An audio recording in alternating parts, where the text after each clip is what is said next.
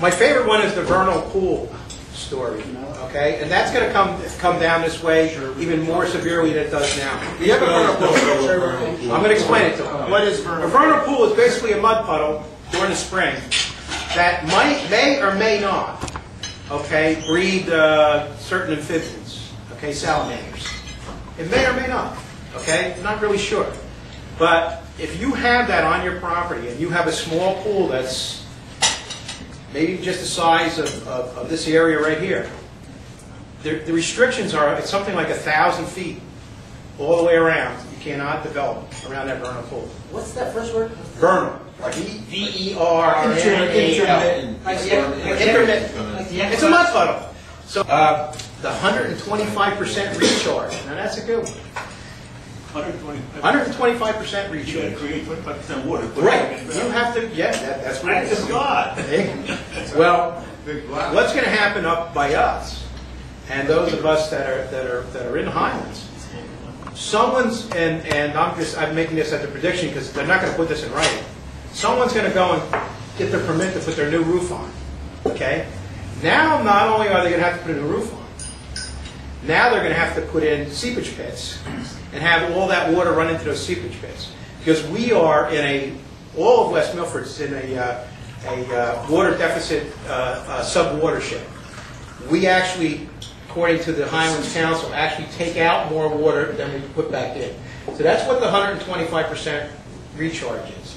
And so that will eventually work its way down this way. It might take 10 years, it might take 15 years.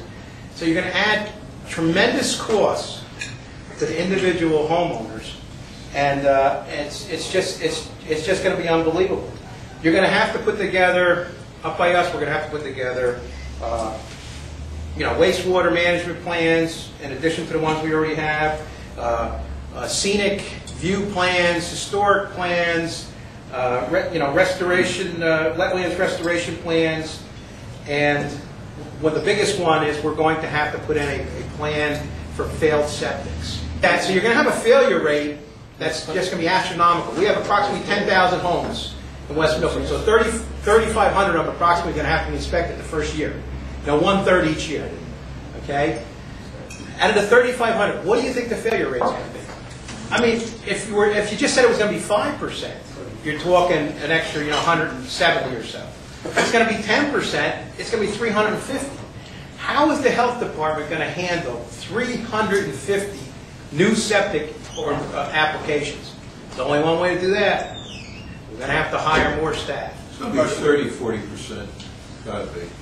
Yeah, I think it's probably going to be much higher than that in a town like ours. Let's say the answer is you need to put in a whole new septic field and everything else. Does that itself need Highlands permission to disturb the property? No, that would still come under the local health department, unless there's always the unless. If you're you have to go through for DEP approval if you're anywhere in a wetlands area or things like that. And there's a tremendous amount of that in West Milford. You're near a vernal pool. You're near a vernal pool. Some of them are vernal pools. You like that one, don't you?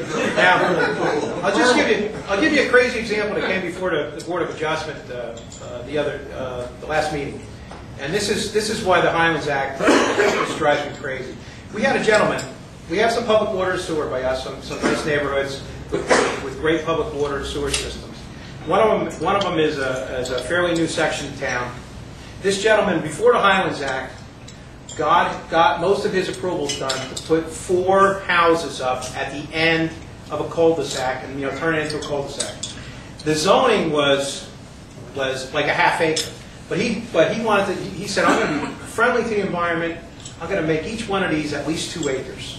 Okay, and then 3 of them were going to be 2 acres, and I think the one was going to be his homestead. He was going to leave 11 acres. Beautiful thing, right? What happens is he built his own house. That's fine. He never got, for some odd reason, he got caught up in the Highlands Act and he couldn't do anything. So that was back in 2004 or 5. Okay, he comes before us. He had his approvals way back. He comes before us the other night, and he says, I have to come before you. We have to change the application. He can't do 4 houses anymore because the Highlands Act says you cannot take a sewer lateral, okay, and you cannot expand it. So because of that, Now he has to come back, and he has to put in two houses. He has only 2 houses now he can put in. He's got to put in septic with the line like 50 yards away, the sewer line right away. So he has to build 2 houses now and put in septic. I mean, if it's about water quality, that doesn't make sense to anybody. That's a real story. I told him, I said I wanted to send a letter to the governor. He said, please wait until the thing's done, because we're afraid. I wanted a resolution from the board, but.